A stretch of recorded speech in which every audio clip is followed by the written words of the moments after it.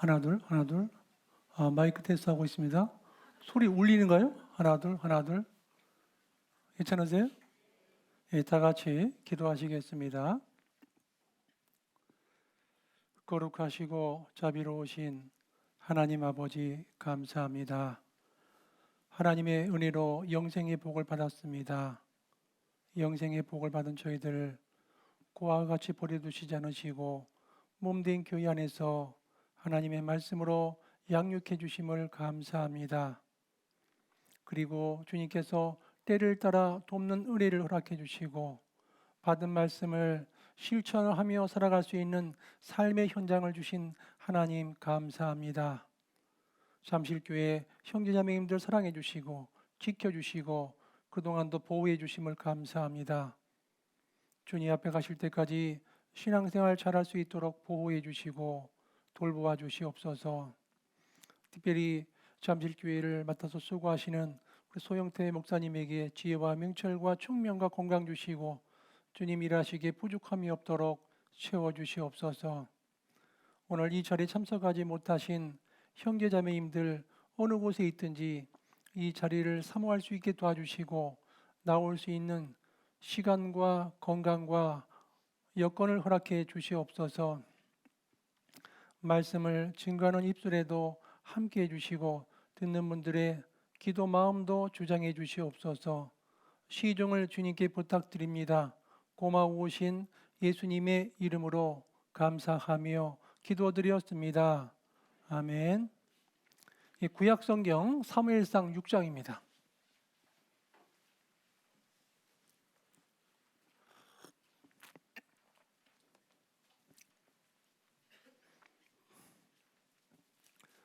사무엘상 6장 1절하고요. 7절부터 16절까지인데요. 제가 홀수제로 읽겠습니다. 짝수제를 읽어주시기 바랍니다. 제가 6장 1절 읽고 7절 읽고 그 다음부터 이렇게 교대로 읽도록 하겠습니다. 여호와의 궤가 블레셋 사람의 지방에 있은지 7달이라. 그러므로 7절에 그러므로 새 수레를 만들고 멍에 메어 보지 아니한 젖나는 소 둘을 끌어다가 수레를 소에 메우고 그 송아지들은 떼어 집으로 돌려보내고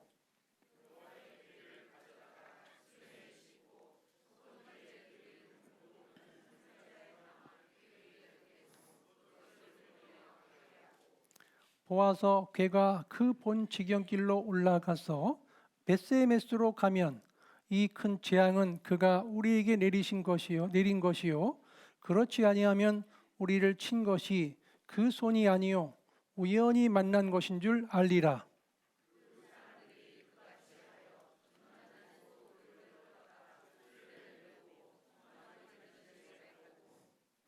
여호와의 계와 및 금지와 그들의 독종의 형상을 담은 상자를 수레 위에 실으니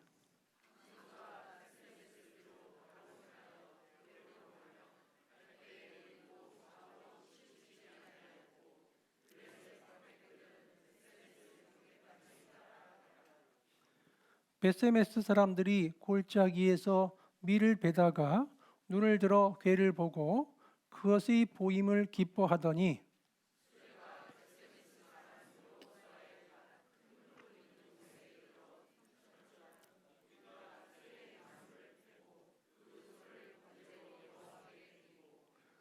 레위인은 여호와의 궤와 그 궤와 함께 있는 금 보물 담긴 상자를 내려다가 큰 돌 위에 두매 그날에 벳세메스 사람들이 여호와께 번제와 다른 제를 드리니라.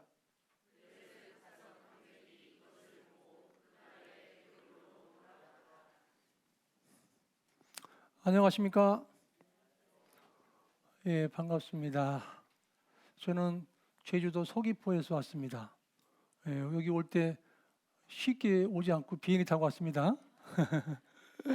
예, 국내에 있으면서도 이렇게 먼 것 같지만 또 비행기 타면 더 금방 올 수 있는 곳입니다.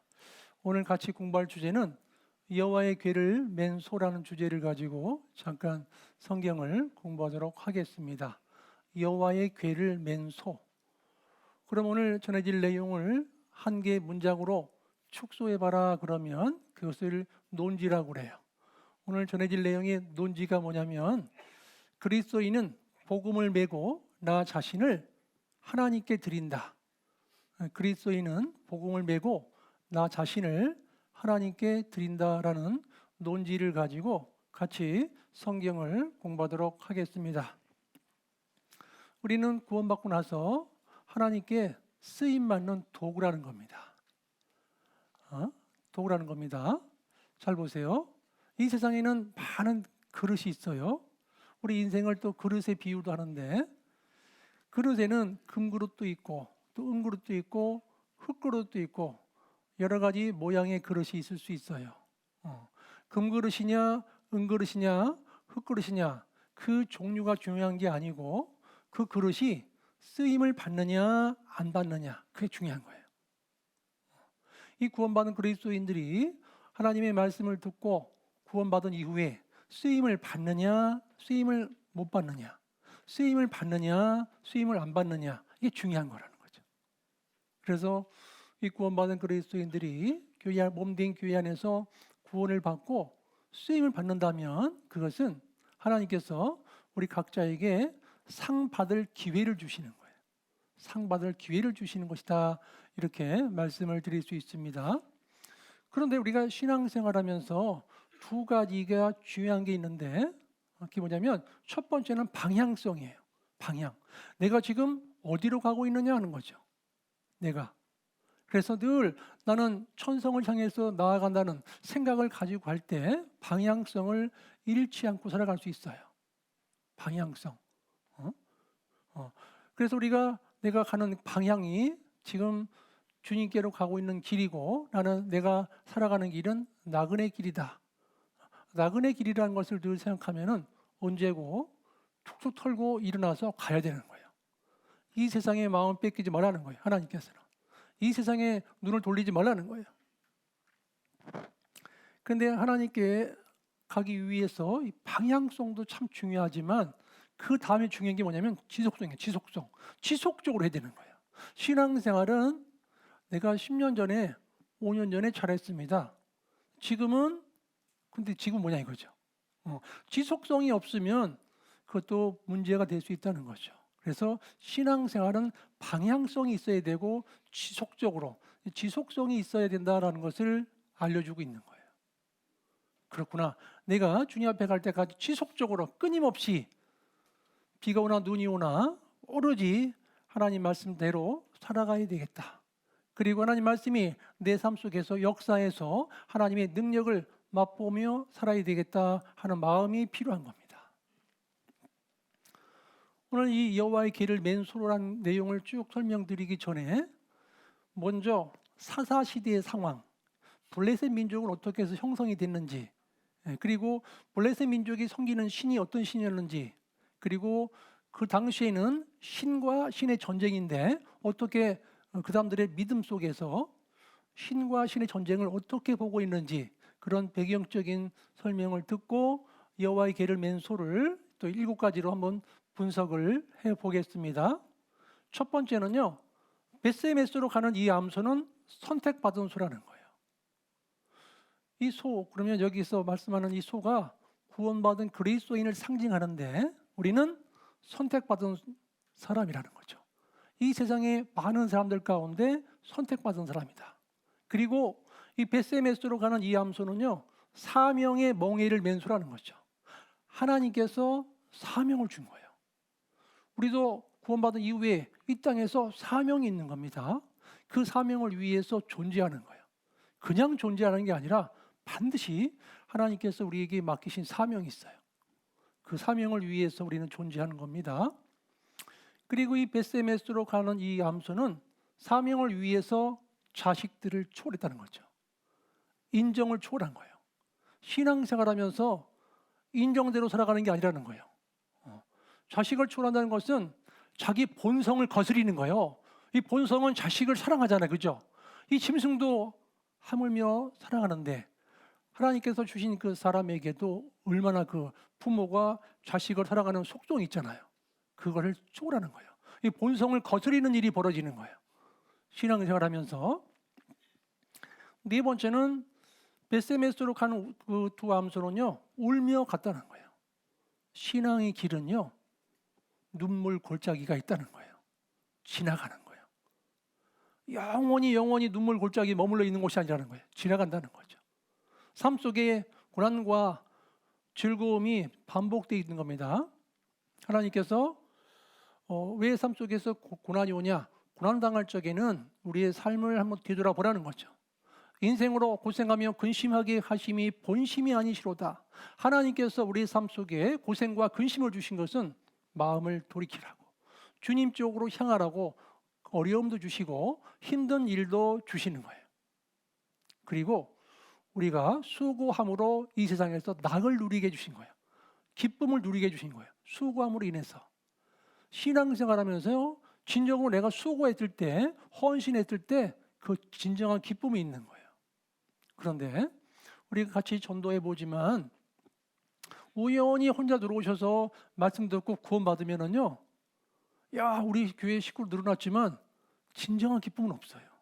왜냐하면 우리들의 시간과 물질과 건강이 투입 안 되면은요, 실제로 내 마음속에 기쁨이 덜하다는 겁니다. 그러니까 내 시간과 물질과 삶이 투자돼야 진정한 기쁨을 누릴 수 있다는 거예요. 그리고 두 암소는요, 다섯 번째, 좌우로 치우치지 않았다. 좌우로 치우치지 않았다는 것은 절대적인 순종을 가리킬 때 하는 말이에요. 성경에서 절대적으로 순종한 거예요.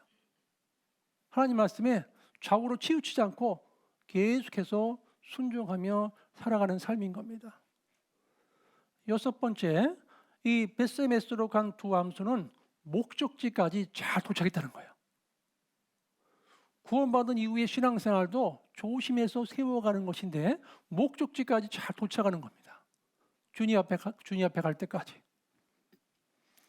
그리고 이 두 암소는 목적지에 달성해서 그 간 거리가 약 22km예요. 에그론에서 블레셋 지방의 에그론이라는 도시에서 메세메스까지 거리는 약 22km. 잠실교회에서부터 따지면은 서울중앙교회부터 좀 더 가야 돼. 거리가 여기서부터 직선거리로 서울중앙교회까지보다 한 3km 더 가야 돼요. 잠실교회에서 상당히 먼 거리죠. 그 먼 거리를 이 두 암소가 먹지도 않고 물도 안 먹고 앞만 보고 나아가는 거예요. 눈물을 흘리면서. 왜 그러냐? 하나님의 명령이기 때문에. 하나님의 명령에 의해서 이 두 소도, 이 짐승도 순종하고 가는 거예요. 절대 복종하고 가는 겁니다. 그러면 이 사사시대 때는요, 사사라는 뜻이 뭐냐면 재판관, 중재관이라는 뜻을 가지고 있는데 하나님께서 보이지 않는 손길 가운데 인도하고 계셨어요. 사사시대는 하나님께서 직접 다스리는 신정정치 국가였다, 이렇게 말씀드릴 수 있어요. 사사시대는, 이 시대는 약 350년간 정도 지속됐는데 계속 승계된 통치자가 아니라 하나님께서 그때그때 위기 가운데 세워주셨다는 거죠. 인간들이 세운 왕이 아니라 사사는 하나님께서 위기 가운데 등장시켜서 재판을 행하게 하고, 그리고 이스라엘 주변 나라의 압박에 의해서 해방시켜주는 그 재판관, 중재관으로서 사사를 하나님께서 직접 세웠다는 겁니다. 그런데 이 사사시대에 무슨 일이 벌어지냐면 가나안 사람들의 잔류를 허용했어요. 하나님께서 가나안 땅에 들어가걸랑 가나안 사람들의 족속들을 다 멸하라 그랬거든요. 다 죽여버리라 그랬단 말이에요. 깨끗하게. 잘 보세요. 사람을 죽이지 않으면 어떤 일이 벌어지냐면 문화를 접촉하게 돼. 문화. 그들이 섬기는 신도 접촉하게 되고 문화를 접촉하기 때문에 하나님을 싹 지워버렸던 거예요. 그러니까 이스라엘 사람들이 가나안 땅에 들어가 보니까 자기들은 계속 이동하는 유목민 생활을 했어요. 방랑 생활을 했잖아요. 들어와 보니까 정착해 사는 거예요. 정착해 살고 있고, 이 가나안 땅에 살고 있는 사람들은 눈에 보이는 신을 섬기고 있는 거예요. 본인들은 눈에 보이지 않는 여호와 하나님을 섬기고 있는데 눈에 안 보이니까 눈에 보이는 것에 현혹되고 마음 뺏긴 거예요. 그래서 하나님께서 가나안 땅에 들어가면 그 속에 남아있는 민족들을 다 전멸시키려 했던 거죠. 사람을 지우는 것은 문화를 지워버리는 거예요. 그런데 하나님 말씀에 순종하지 않음으로 말미암아 그 남겨진 민족들에 의해서 또 침공을 당하고 어려움을 당했던 거예요. 하나님 말씀에 순종하지 않음으로 말미암아 가나안 땅에서 그런 어려움을 당했었고, 사사 시대에는 신앙적으로 상당히 타락한 시대였지만, 특별히 이 블레셋과의 큰 전투가 있을 당시에는 사무엘이 등장하고 사무엘이 전에 엘리 제사장에 있을 때는 신앙적으로 너무 타락했던 시절이었던 거예요. 그러니까 이 엘리 제사장이 실로라는 곳 성소에서 하나님을 직접 섬겼는데 너무 둔했어요. 엘리의 두 아들도 타락했어요.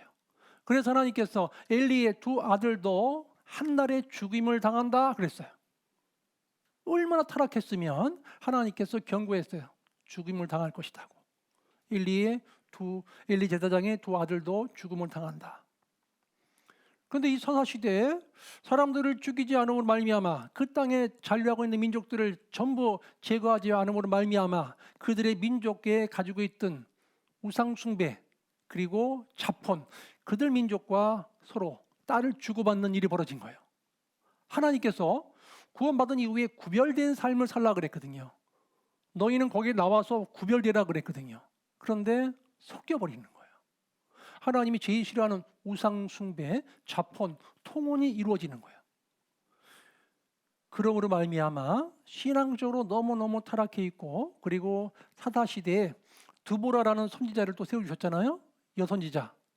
하나님이 여자를 쉽게 말하면 선지자로 세운다는 것은 그때의 시대상이 얼마나 타락했으면 여자를 세웠겠는 이 뜻인 거예요. 예수님 시대 전까지만 해도 여자는 사람 숫자로 안 셌습니다. 아시겠어요? 안 셌던 거예요, 숫자까지도. 그 정도인데 사사시대에 선지자 드보라를 세웠다는 것은 지금 남자들의 무능을 깨우치기 위해서, 이 남자들의 무능을 깨우치기 위해서 여선지자 드보라를 세우신 거예요, 하나님께서요.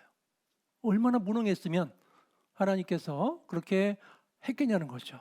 그렇게 신앙적으로 사사시대에 타락을 했고, 그리고 그 당시에 우상 숭배를 하고, 그리고 그 옆에 있는 민족들과 자폰, 통혼을 하게 됐던 것이죠. 결국은 악에 대한 철저한 근절이 없이 죄의 뿌리를 남겨두고 그 땅에 죄를 남겨두고 타협해 버리는 가운데 문제가 발생됐고 계속해서 문제가 생긴 겁니다. 고린도후서 6장을 보시겠습니다. 고린도후서 6장 17절로 18절 보시겠습니다.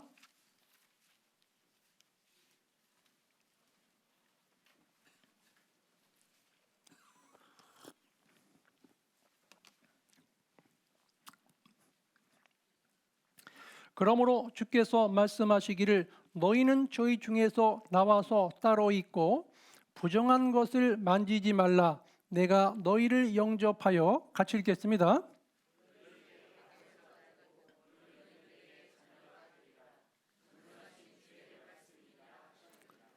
하나님께서는 이 구원받은 그리스도인들에게 구별될 것을 말씀을 하고 계셔요.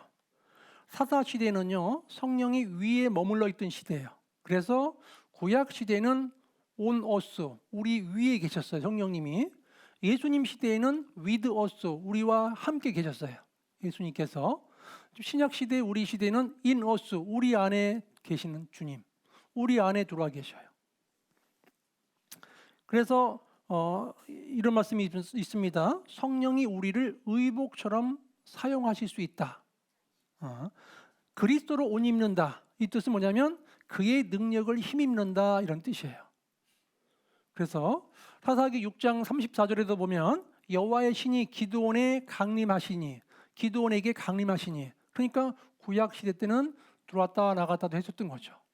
온오스, 우리 위에 계셨던 하나님이신 겁니다. 성령님이신 겁니다. 그런데 그럼 블레셋 민족이 어떻게 형성이 됐고 블레셋 민족이 어떻게 가나안 땅에 점령에 들어와 살았는지를 직접 확인해 보겠습니다. 성경을 보십니다. 창세기 10장입니다. 10장 14절입니다. 그 지중해 가운데 있는 그레데 섬, 크레타 섬에서 밀려오게 된 겁니다. 창세기 10장 14절, 바도르심과 가술루힘과 갑도림을 낳았더라. 그 가로 안에 같이 읽겠습니다. 예, 여기 갑도림이란 뜻이 뭐냐면 그게 그레데 섬이란 뜻이에요. 그레데 섬, 그게 갑도림이요. 갑도림이란 뜻이. 또 보십니다. 예레미야서 47장 4절. 예레미야서 47장 4절입니다.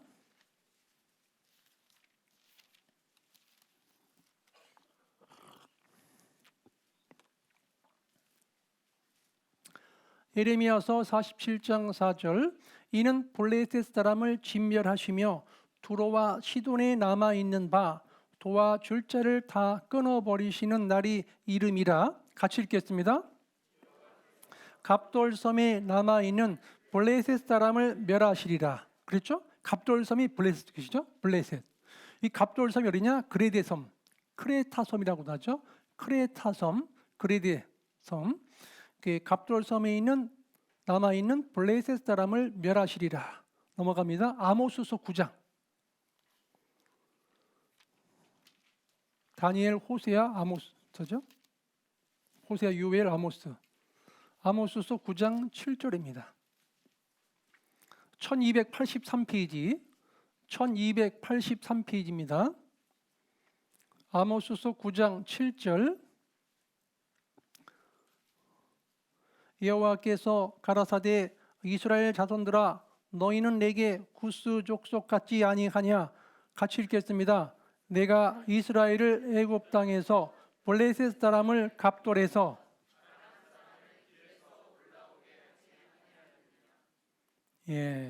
여기 보시면 그래서 있죠. 블레셋 사람을 어디에서요?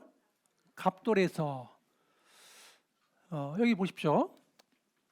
이 크레데 섬에 있었던 블레셋 사람들이 지중해 변으로 이게 오다가 지금 현재 블레셋 지역 있죠. 지금은 이제 가사 지역, 가사.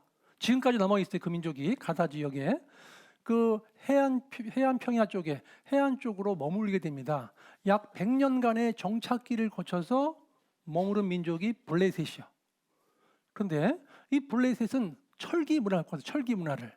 그 당시에 이스라엘은 청동기 후기 문화예요. 철기 문화와 청동기 문화하고 싸우면은 전쟁이 할 수가 없는 거예요. 대포하고 권총하고 싸우는 거예요. 싸우는 만한 거예요. 그러니까 여기는 활과 막 칼과 창이 있는데 이쪽 이스라엘 쪽에는 삽, 괭이 이런 거 있죠. 삽, 괭이, 곡괭이 이런 걸 가지고 있는 거예요. 이쪽은 철기 문명이고 이쪽은 청동기 후기 문명이었다. 그래서 블레셋 사람들은 처음부터 정착하는 과정 속에서 아주 강대국이었어요. 블레셋 민족. 그 블레셋 민족이 100년간의 정착기를 거쳐서 아주 강력한 군사력을 가지고 거기에 주둔했고 이스라엘을 괴롭히는 민족으로 남게 됐던 거죠. 하나님께서 그 주변에 있는 민족들을 다 멸하라 했는데 하나님 말씀에 불순종함으로 말미암아 죄의 뿌리를 남겨둠으로 말미암아 그 민족이 이스라엘 민족이 우상 숭배하고 자폰하고 통혼을 하는 사이에 강력한 민족으로 등장해서 이스라엘을 치게 됐던 거죠.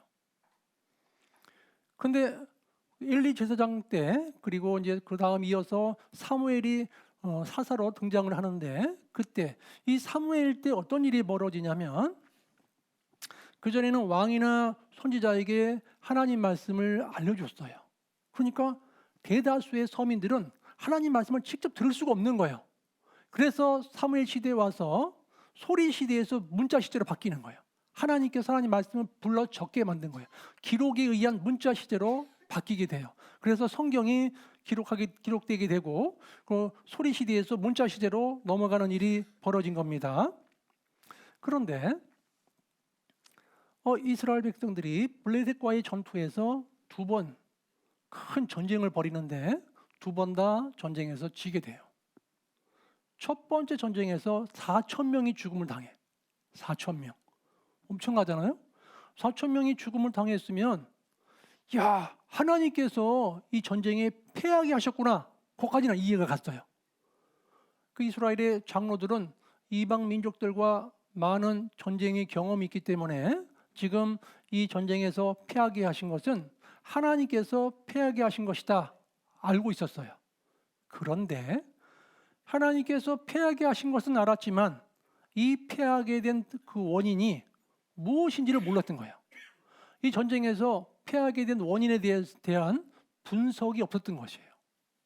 우리도 신앙생활 하면서 우리의 삶 가운데 어려움이 있을 수 있고 힘든 일이 있을 수 있어요.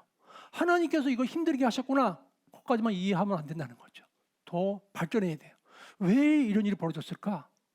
내 삶 속에 어떤 죄가 묻어왔길래 이런 일이 벌어졌을까? 점검을 해봐야 되거든요. 이스라엘 사람들은요, 왜 이런 전투에서 4천 명이 죽음을 당하고 이 하나님께서 전투에 패하게 하신 이유를 분석하지 않은 말미암아 또 재차 또 어려움을 겪게 되는 일이 벌어진 거예요. 1차, 2차 두 번에 걸쳐 전쟁이 벌어지는데 아벡이라는 것은 블레셋 진영의 중요한 도시였고 이스라엘 진영의 도시는 에베네셀에서 이스라엘 사람들이 전투하는 사람들이 모여 있었고 아벡에는 블레셋 사람들이 모여 있어서 전투를 벌이고 있는 거예요. 그런데 첫 번째 전투에서는요, 에베네셀에 있었던 이스라엘 군사들이 먼저 블레셋을 쳐요. 하나님께서 도와주셔야 되는데 그냥 눈에 보이는 적이 있다 생각하고 쳐들어가는 거예요. 그때 4천 명이 무자비하게 죽음을 당하는 겁니다. 그리고 그때 이제 반성을 하지 못했고 그리고 왜 패전했는지 패전의 원인을 분석하지 못함으로 말미암아 2차 전투에서도 엄청난 재난이 올 것이라는 것을 이 이스라엘 사람들은 관과했던 거죠. 쉽게 여기고 넘어갔던 겁니다. 그러면 사무엘 때 비로소 소리 시대에서 문자 시대로 바뀌는데 한번 보실까요? 사무엘상 10장 어떻게 바뀌는지를 한번 보시겠습니다. 사무엘상 10장 25절입니다.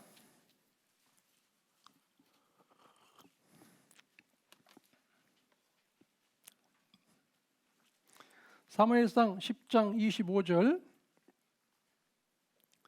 사무엘이 나라의 제도를 백성에게 말하고 같이 읽겠습니다. 책에 기록하여 여호와 앞에 두고 모든 백성을 각기 집으로 보내매. 그래서 이 사무엘 시대 때 기록한 문건들을 많이 만들었어요. 소리 시대에서 문자 시대로 바뀌는 이제 계기가 된 겁니다. 역대상 29장입니다. 넘어갑니다. 역대상 29장 29절로 30절. 역대상 29장 29절로 30절. 29절은 제가 읽겠습니다.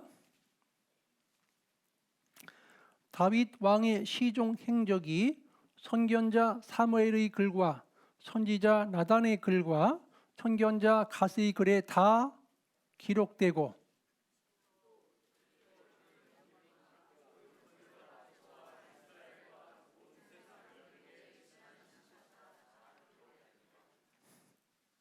하나님께서 이스라엘 민족에게 특별히 제사장인 엘리에게 두 차례에 걸친 심판의 경고에도 전혀 회개를 안 했던 거예요. 하나님께서 미리 알려주셨거든요. 심판할 것이다. 경고했어요. 두 번이나. 근데도 그거에 대한 준비도 못했고 영적으로 심히 타락해 있음을 알 수가 있고요. 그리고 이스라엘 백성들이 그 당시에 믿음의 상태가 어떻냐면 보세요. 여기 보세요. 여호와의 궤 안에만 하나님의 임재하신다라고 딱 한정시켜버린 거예요. 하나님은 전 세계 곳곳에 어느 곳에도 계시는데 하나님이 임재가 여호와의 궤 안에 머물러 있다라고 생각했다는 것이죠. 그 당시에 이스라엘 백성들의 신앙의 상태가 그랬다는 겁니다. 그리고 그들은 하나님을 자신의 유익을 위해서 존재하는 분으로 잘못 알고 있었던 거죠. 하나님은 우리 유익을 위해서 존재하는 분이다. 이렇게만 생각을 했었던 겁니다. 그 당시에 신앙의 상태가요. 그런데 이 두 번째 전쟁에 가가지고 아벡과 에벤에서 전투가 벌어지는데, 두 번째는 이제 블레셋이 침공하는 거예요. 블레셋이 아벡에서 블레셋이 에벤에셀로 침공해가지고 3만 명이 죽음당해. 첫 번째 전투에서는 이스라엘이 쳤는데, 두 번째 전투에서는 블레셋이 침공함으로 말미암아 3만 명이 죽음을 당해요. 그런데 3만 명이 죽음 당하기 전에 어떤 일이 벌어졌냐면, 1차전에서 4천 명이 죽고 나서 각성했어요. 야, 안 되겠다. 실로에 있는 성소, 실로에 있는 에브라임 지파 땅에 있거든요. 거기에 있는 법궤를, 여호와의 궤를 우리 모시고 오자. 그래서 우리 에베네셀, 이 전투 현장에다가, 우리 진영에다가 이 신을, 여호와의 신을 우리가 두고 전투에 나가자 했던 거예요. 그래서 실로에 있던 여호와의 궤가 에베네셀로 내려왔어요. 다. 그러니까 이스라엘 사람들이 와 소리치면서 이번 전투에는 우리가 이겼다. 그러고 막 소리를 막 치니까 저쪽에 멀리 떨어져 있던 그 아벡에 있던 블레셋 사람들이 보니까 너무 소리가 큰 거예요. 지금 이스라엘 진영에 지금 무슨 일이 발생했느냐 알아봐라 그랬어요. 그랬더니 지금 실로에, 성소 실로에 있던 여호와의 궤가 에베네셀 진영으로 들어왔습니다 그런 거예요. 그러니까 이 블레셋 사람들은 당황하기 시작한 거예요. 왜냐하면 이 블레셋 사람들은 이스라엘 사람들이 애굽 땅에서 어떻게 나온지도 알고, 그리고 요단강을 어떻게 건넌지도 알고, 홍해 바다 경험도 다 아는 거예요. 이 사람들이 섬기는 신은 대단하다. 이거는 엄청난 신이다라는 걸 알아. 블레셋 사람들이요. 자기들이 섬기는 신은 다곤신이거든요. 다곤신. 이 다곤신은요, 중동 지방에서 섬겼던, 셈족들이 섬겼던 신인데, 다곤신이 이 블레셋 사람들이 가나안 땅에 정착하면서 그 셈족들이 섬기던 신을 자기들 걸로 접목해서 다곤신을 섬기기 시작했는데, 조금 바꿔서 상체는 사람, 하체는 물고기. 그거 아세요? 해운대 앞에 가면은요, 해운대 앞에 가면은 그 앞에 저 섬이 있는데 섬 앞에 이렇게 앉아 있어요. 사람이 서 있고 물고기 꼬리처럼 이렇게 앉아 있어요. 이렇게. 제가 그때 해운대 교회 말씀 전하러 갔다가, 아니 다곤신이 여기 왜 와 있대? 다곤신이 있더라니까 거기 가보니까. 그래서 이 블레셋 진영에서는 그 조금 변경을 시켜서 상체는 사람이고 하체는 물고기, 그 신을 섬겼어요. 다곤신을. 자기들이 섬기는 신은, 다곤신은 풍요의 신이요. 농사도 잘 되고. 이 블레셋이 사는 땅은요, 평야지대거든요. 보리와 밀이 잘 되는 곳이요. 아주 농사가 잘 되는 곳이요. 지금도 이스라엘 땅에 가면 블레셋 사람들, 팔레스타인 사람들이 살고 있는 지역 있죠. 가사지구, 농사가 잘 됩니다. 그곳에 살고 있어 지금도 그 사람들이.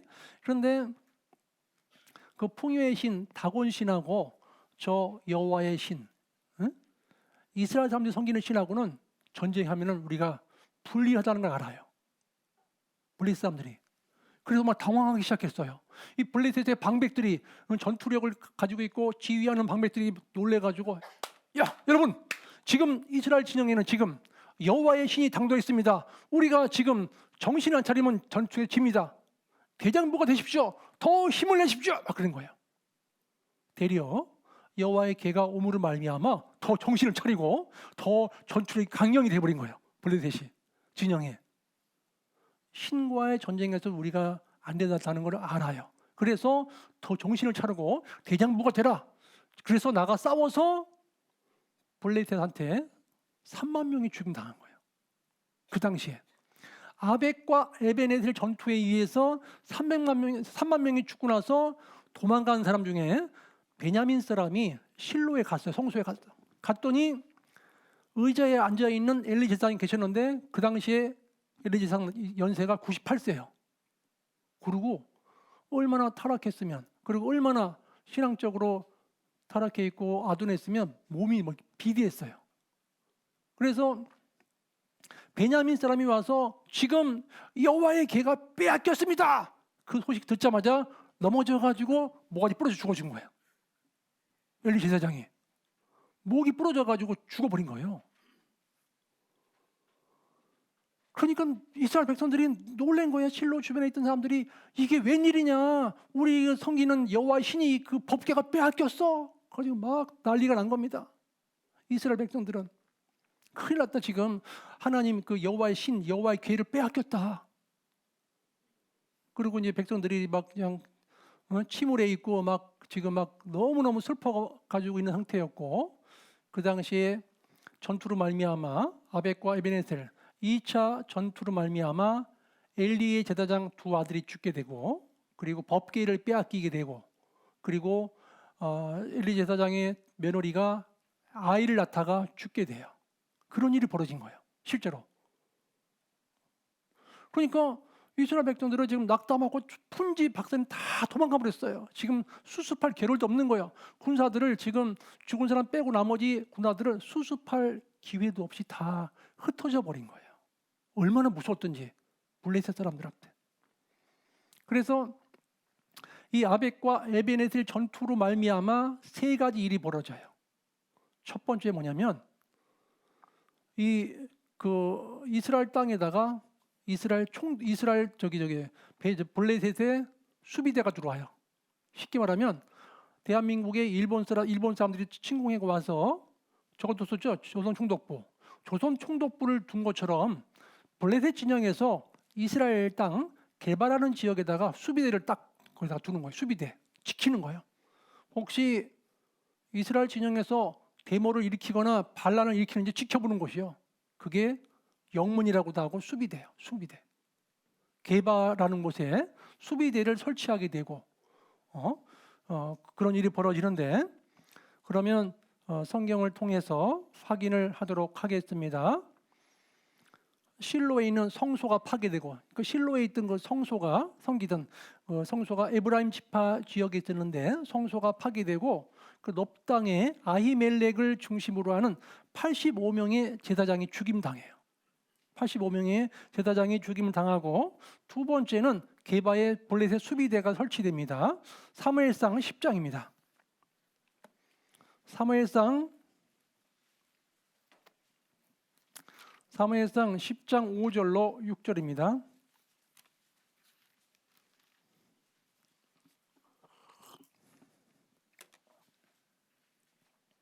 사무엘상 10장 5절로 6절입니다. 그 후에 내가 하나님의 산에 이르리니 그 곳에는 블레셋 사람의 영문이 있느니라 그랬죠. 이 영문이 수비대예요. 수비대. 그러니까 블레셋에서 파견돼서 다스리고 있는 곳이요. 영문이란 뜻은 수비대. 있느니라. 네가 그리로 가서 그 성읍으로 들어갈 때에 선지자의 무리가 산당에서부터 비파와 소고와 저와 수금을 앞세우고 예언하며 내려오는 것을 만날 것이요. 6절 같이 읽겠습니다.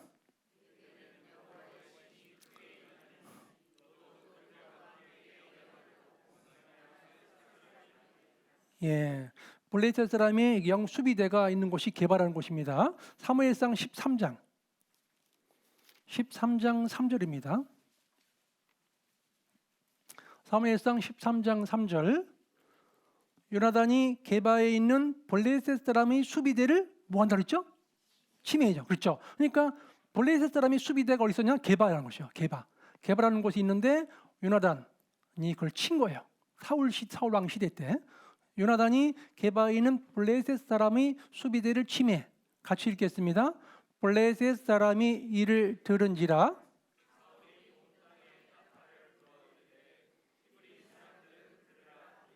예, 이 당시에도 블레셋 사람이 수비대가 게바에 있었고, 그 게바에 있는 수비대를 이 요나단이 그 침공하는 거기 전투가 벌어지는 일이 있었던 겁니다. 세 번째는요, 아벡과 에베네셀 전투에 일에서 생긴 일이 벌어지는 일이 뭐냐면, 이스라엘 땅에 있는 저기 있죠, 대장장이 있죠, 철공 그 뭐 칼을 만들거나 창을 만들고 한 사람들 다 잡아버린 거예요. 그러니까 무기를 만들 수 있는 사람들은 다 잡아갔다는 거죠. 그 뜻은 뭐냐면 보호막이 제거된 거예요. 보호막이. 하나님이 도우심이 없으면 살 수 없음을 알려주는 거예요. 하나님이 도우심이 없으면 살 수 없게 하기 위해서 칼을 만들거나 그러면 창 같은 걸 만들 수 있는 대장장이를 싹 잡아가게 만들어버린 겁니다. 사무엘상 13장 19절로 22절 19절로 22절 홀수절을 제가 읽겠습니다. 때에 이스라엘 온 땅에 철공이 없어졌으니 이는 블레셋 사람이 말하기를 히브리 사람이 칼이나 창을 만들까 두렵다 하였음이라.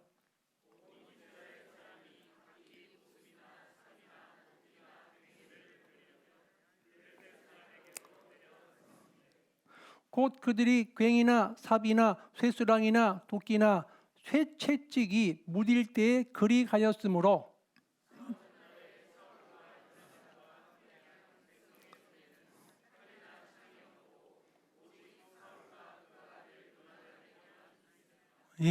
그때는요 칼이나 창을 가진 사람은 사울 왕 그 아들 요나단밖에 없었던 거예요. 왜냐하면 철공들이 다 잡혀갔잖아요. 그래서 여기 보시면 20절 끝에 보면 각기 보습이나 삽이나 도끼나 괭이를 그다음 네 글자가 뭐라고 써 있죠? 별이려면 이게 뭐냐면 가는 거예요. 이렇게 이 무딘 거를 간다는 뜻이에요. 그게 별이려면 그랬잖아. 그 무딘 것을 가려면은 블레셋 나라에 가야 돼요. 그 나라에 가서 가라고 와야 되는 거예요. 자기 땅에서는 그걸 할 수가 없는 거예요. 철공들이 다 잡혀가 버렸기 때문에. 결국 하나님의 도우심이 없이는 살 수 없도록 하나님께서 만들어 버리신 거예요. 싹 잡아가 버린 거죠. 그때 전쟁은 신과 신들의 전쟁이라고 했죠. 블레셋은 다곤신, 이스라엘 백성들은 여호와의 신. 그래서 이 전투에서 이스라엘이 크게 패하고 3만 명이 죽음당하고 법궤가 빼앗겨 갔잖아요. 잘 보세요. 그 당시 고대 세계는 전투하면은 승리하게 되면 그 승리에서 뺏어온 거 있죠. 전리품들을 아주 갖다가 귀중하게 보관하는데 여호와의 궤, 하나님의 그 이스라엘 백성이 섬기는 신을 여호와의 궤를 빼앗아 가지고 다곤 신전에 갖다 놓은 거예요. 자기 다곤 신전에다가 자기네들이 섬기는 그 다곤 신전에다가 그 바로 앞에 다곤 신상 앞에다가 딱 밑에 무릎 꿇려버린 거예요. 그래서 블레셋 사람들은 야 우리 다곤 신 앞에 여호와의 신이 무릎 꿇었다 그런 거예요. 밑에 갖다 놨으니까 다곤 신전 밑에다가 바로. 그런데 자고 났더니 다음날 다곤 신이 그대로 땅에 엎드려 있는 거예요. 여호와의 궤 앞에 딱 엎드려 있는 거예요. 놀래가지고 블레셋 사람들이 다시 일으켜 세웠어. 똑바로 세웠는데 다음날 가보니까 완전히 넘어져가지고 목이 부러지고 팔목이 다 부러져가지고 문지방에 다 걸려있는 거예요. 이렇게 목이랑 두 팔목이 문지방에 다 걸려있는 겁니다. 한번 보실까요? 사무엘상 5장입니다. 5장 2절로 5절 1절부터 보겠습니다. 1절부터 사무엘상 5장 1절부터 5절입니다. 홀수절을 제가 읽겠습니다.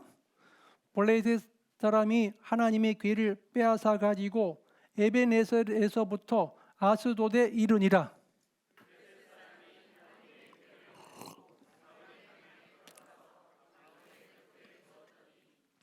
아스돗 사람이 이튿날 일찍이 일어나 본즉 다곤이 여호와의 궤 앞에서 엎드러져 그 얼굴이 땅에 닿았는지라.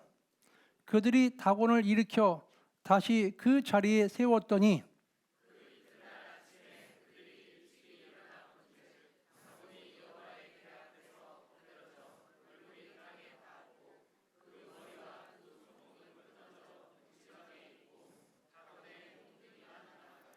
(5절) 같이 읽겠습니다. 그러므로 다곤의 제사장들이나 다곤의 당에 들어가는 자는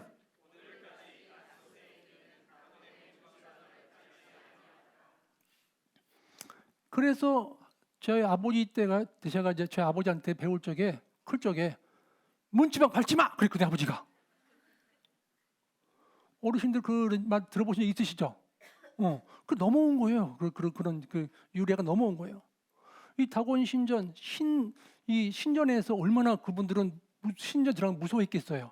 근데 다곤신이 넘어져 가지고 목이 부러져서 이 두 손목이 문지방에 걸터 딱 있으니까 문지방을 절대 밟지 말라는 거예요. 그게 이제 대한민국 땅에도 들어온 거예요. 저도 그걸 듣고 자랐거든요. 문지방 밟지 마! 그래 아버지가 알았어요. 넘어갔다니 그렇게. 지금은 이제 집들이 건축할 때 문지방을 아예 없애잖아요, 그죠? 문지방 없이 다니게 하잖아요. 그 전에는 문지방을 밟지 말라 그랬던 겁니다. 그런데 그래서 이런 일이 벌어지고 나서 하나님께서는 왜 다곤신을 그렇게 목을 부러뜨리고 그리고 팔목을 부러뜨렸냐면 하나님이 이스라엘 백성의 타락으로 말미암아 여호와의 궤가 빼앗기게 온 것은 허용하신 거예요, 하나님이. 그런데 그 여호와 궤 안에 있는 하나님의 말씀이 있죠. 응? 언약 있잖아요. 십계명 있잖아요. 거기 두절판 있잖아요. 그 하나님 말씀이 얼마나 하나님께서 이 다곤신이 무임하다는 것을 직접 보여준 거예요. 무릎 꿇혀버린 거예요. 거기서 하나님 영광을 드러내버리신 거예요. 그리고 그때부터 어떤 일이 벌어졌냐? 이 아스돗이라는 지방에 저기 생긴 거예요. 독종이 뭐냐면 막 고름이 생겨가지고 막 골마다 막 이렇게 썩어져 가는 거예요. 막 몸이 막 죽어가는 거예요, 사람들이. 거기서 우리가 뭘 느낄 수 있냐면 우리의 인생은 썩어져 가는 건 인생이다. 다 썩을 것이다. 남는 건 없다는 거예요. 그 독종의 재앙을 주신 거예요, 하나님께서. 그 블레셋 진영에, 그 아스돗이라는 지역에 계속 독종이 발생하니까 그 당시에 블레셋에 5지역이 있었거든요. 큰 도시가. 5 방백들이 너무 두려운 거예요. 그래서 이제 아스돗에 먼저 갖고 왔는데 아스돗에 방백들과 보니까 이게 너무 무서우니까 옆에 있는 도시로 한번 이쪽에 가면 괜찮겠지 해가지고 아스돗 이렇게 들었는데 옆에다 여기는 가드잖아요. 가드 그렇게 줘버린 거예요. 그 가드가 갔는데 거기도 막 독종이 발생하는 거예요. 가드란 지역도 막 계속 독종 발생하고 막 고리 막 썩어져 들어가고 막 사람이 막 죽어나가니까 감당이 안 되는 거예요. 그래서 가드에서 안 되겠다. 저 옆에 있는 도시 에그론 제대로 좀 낫겠다 싶어가지고 에그론 던져버려서 갔죠. 에그론으로 가는데 에그론 지역도 막 계속 독종이 발생하는 거예요. 그게 7개월 동안이나. 생각을 해보세요. 그런 큰 병이 7개월 동안 다니면은요 얼마나 괴롭겠어요, 그죠? 야, 이거 진짜 보통 일이 아니다. 이거 지금 이 법궤가 우리 블레셋 진영으로 들어옴으로 말미암아 이런 재앙이 발생했다 지금. 그래서 블레셋 5 방백이 모여서 회의를 한 거예요. 이게 무슨 일이냐 지금. 대책을 세우자. 그런데요 5 방백이 회의 결과 우리 땅에 있는 제사장, 복술제를 다 모여라 그래서 다 모였어요. 다 모여가지고 이 대책을 어떻게 세울 것이냐, 어떻게 하면 이 재앙이 우리 속에서 나갈 것이냐. 그래서 회의 결과 이 법궤를 본처로 본래 있던 곳으로 보내피다 결론내버린 거예요. 이 여호와의 궤를. 그런데 그냥 보내지 말고 우리도 예를 갖춰가지고 그냥 보내지 말고 큰 좋은 상자에 담아가지고 금 독종, 그러니까 독종의 모양을 한 금으로 만든 것, 독종 5개. 자기 5 방백이네요. 5 방백이니까 5 도시니까 금 독종 5개, 금쥐 5마리를 만들어서 그 상자에 담아가지고 돌려보내자. 여호와 궤를 놓고 그 옆에다가 큰 상자에다가 금 독종 5개, 금쥐 5마리를 거기다가 잘 만들어서 새 수레에다가 거기다 올리고 새 수레, 그리고 젖나는 소 2마리에다가 한 번도 멍에 메어보지 않은 소 2마리에다가 수레를 거기다가 지우고 여호와의 법궤를 놓고 뒤에다가 이 보물 상자를 보내서 이것이 하나님께서 하셨다면은 이 에그론이라는 지역에서 벳세메스로 똑바로 갈 것이고 우연히 발생했다면 이 법궤가 다른 길로 갈 것이다. 그렇다면 이것은 하나님께서 하신 것이 아니고 우연히 발생한 것이다. 이렇게 결론 지은 거예요. 생각해 보세요. 베세메스로 가는 길은 22km이기 때문에 여기서부터 지금 서울 안양 거기 있잖아요. 안양까지 가는 거리보다 3km 더 가지 않다 그러죠. 직선거리로 상당히 먼 거리요. 그리고 그 아스도에서 저기 에그론에서 베세메스까지 가는 거리는요 올라가는 길이에요. 약 500m를 올라가야 돼요. 500m를. 그러니까 짐승들이요 올라가는 길 너무 힘들어해요. 너무 괴로워해요. 가는 길이요 올라갔다 내려갔다가 막 비탈 길도 있고 험난한 길도 있어요. 가야 돼 그 길을. 가는데 그런데 이 블레셋 사람들은 이 일이 하나님께서 안 했다는 것을 증명하기 위해서 꾀를 쓴 거예요. 그래서 전나는 소, 이 수레 있잖아요. 수레를 한 번도 타본 적이 없는 거예요. 처음 만드는 거예요. 잘 보세요. 처음 만든 새 수레는요 실험을 안 해봤잖아요. 이거 안 써봤기 때문에 돌아가는 게 좀 약간 뻑뻑할 수 있어요. 그죠? 한 번도 이게 타본 적이 없는 거예요. 세속적인 목적으로 사용돼 본 적이 없는 거예요. 이 수레가. 그리고 전나는 소 중에서요 숫소가 더 힘이 강하잖아요. 암소는 원래 일하는 소가 아니에요. 힘이 약해요. 근데 암소 중에서도 전나는 소라는 것은 무슨 뜻이냐면 제일 약한 소라는 거예요.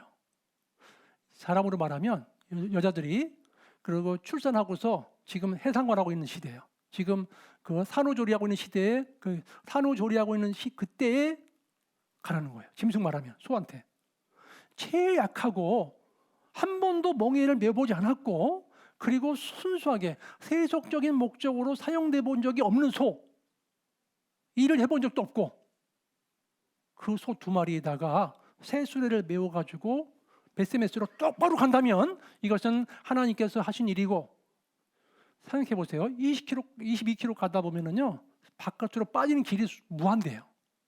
그렇잖아요? 가다 5m, 10m 가다 빠질 수도 있고요. 갈 길이 많아요. 그러니까 얼마나 옆으로 바깥으로 새 나갈 길이 엄청나게 많은데 똑바로 목적지까지 가는 것은요 하나님의 능력이 아니면 못 가는 거예요. 갈 수가 없는 거예요. 특히 짐승들은요 한 번도 안 가본 길은 못 가요. 원래 갈 수가 없는 거예요. 그런데 어떻게 가느냐? 하나님 말씀에 순종해서 가는 거예요. 하나님이 인도해 주시는 거예요. 가는 거예요. 따라가는 거예요. 그래서 이 전나는 소가 젖이 지금 막 계속 나오고 있으니까 금방 무슨 뜻이냐면 새끼 소가 있다는 것이죠. 송아지. 송아지는 뒤에서 소리 질러요. 엄마 젖 달라고 막 소리 질러. 그죠? 응? 지금 막 소리 지르고 있어. 젖 달라고. 그러면 엄마는 본성적으로요 자식을 두고 간다는 거 불가능해. 특히 소는 눈에서 눈물이 툭툭 떨어져.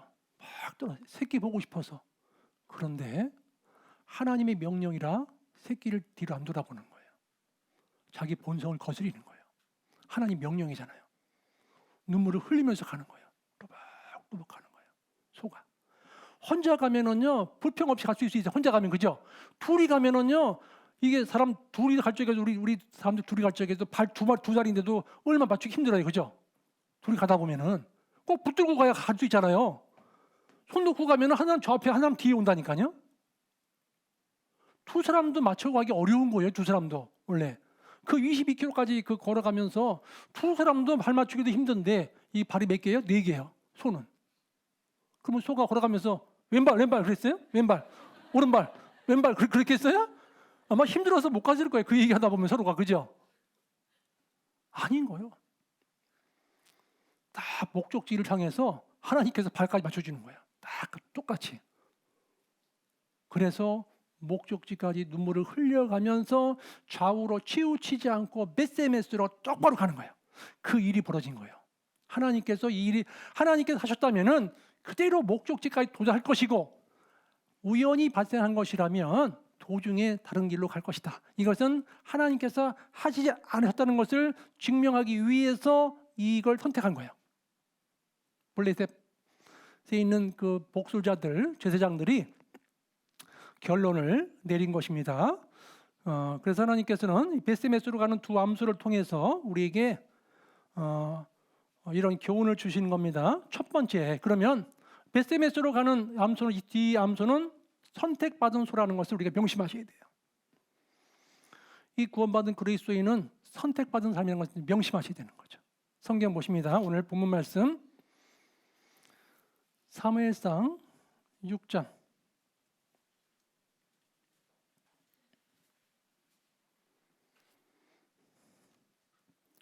7절 그러므로 새 수레를 만들고 멍에 메어 보지 아니한 젖나는 소 둘을 끌어다가 수레를 소에 메우고 그 송아지들은 떼어 집으로 돌려보내고.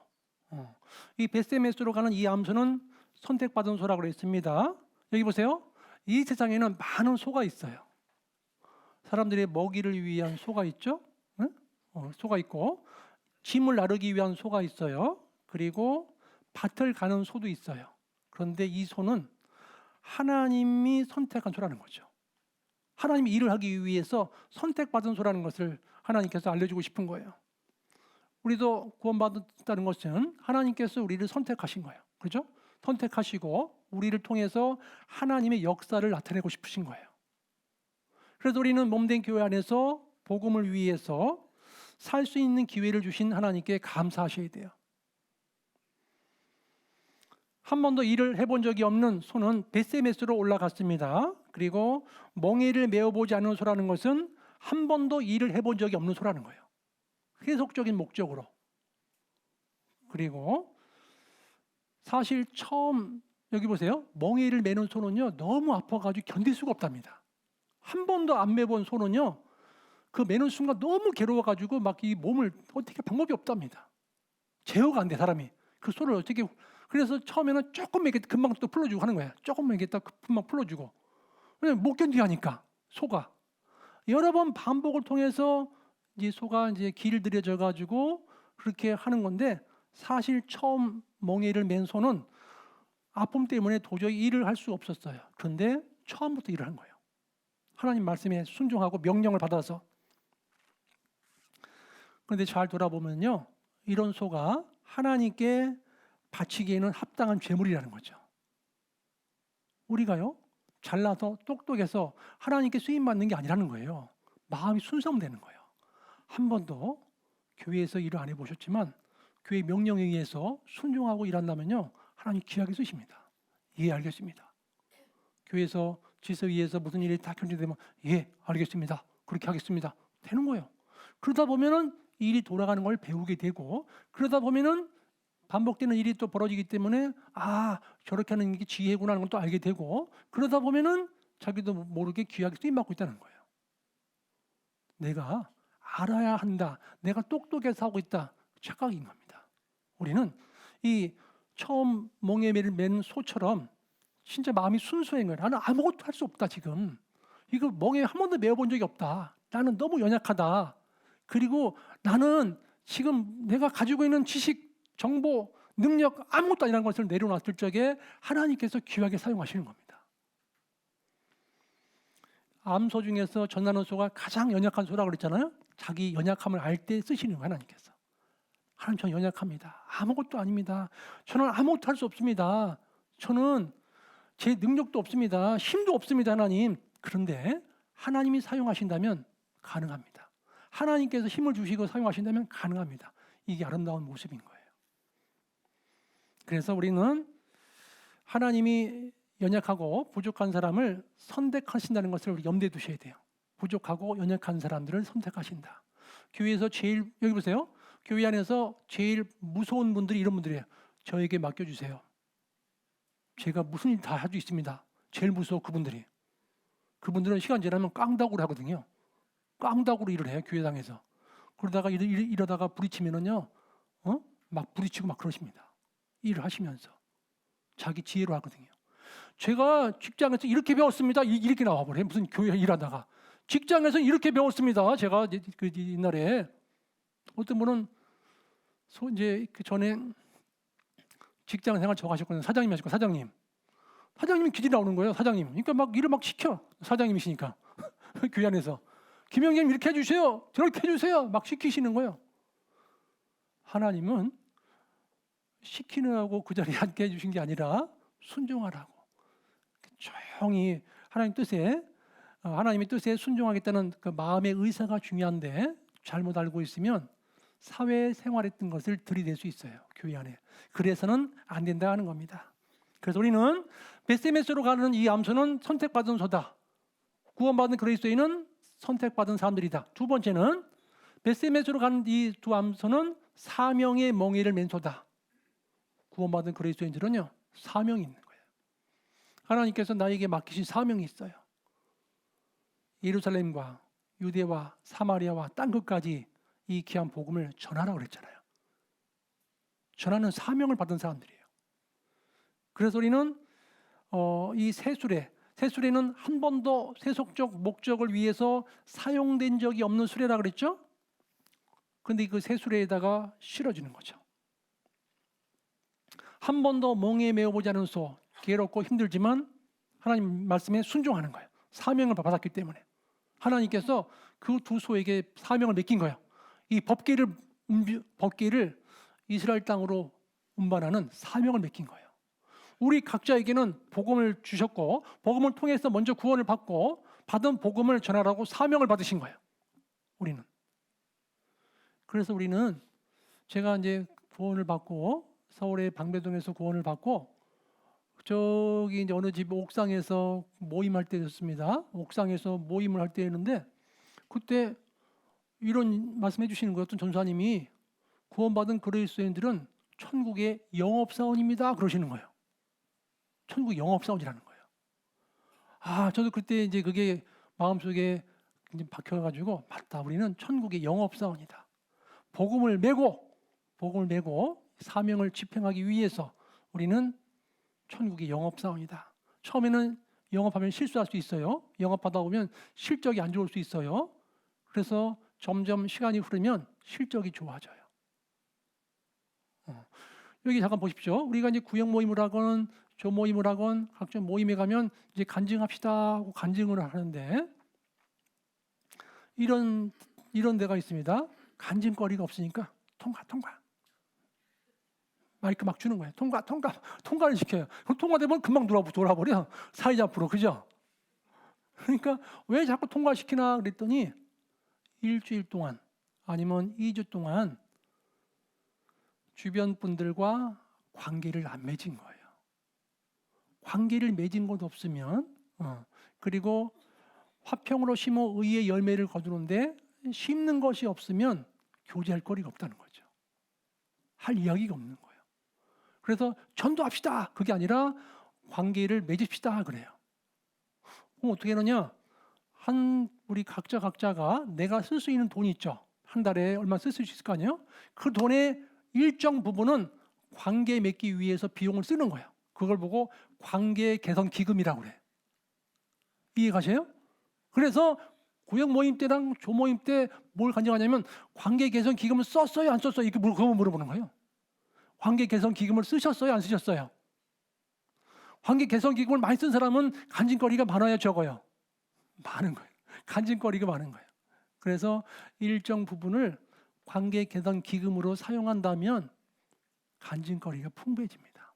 전도는 그냥 되는 거예요. 우리가 관계 개선하기 위해서 기금을 안 사용하기 때문에 할 말이 없는 겁니다. 간증거리가 없는 겁니다.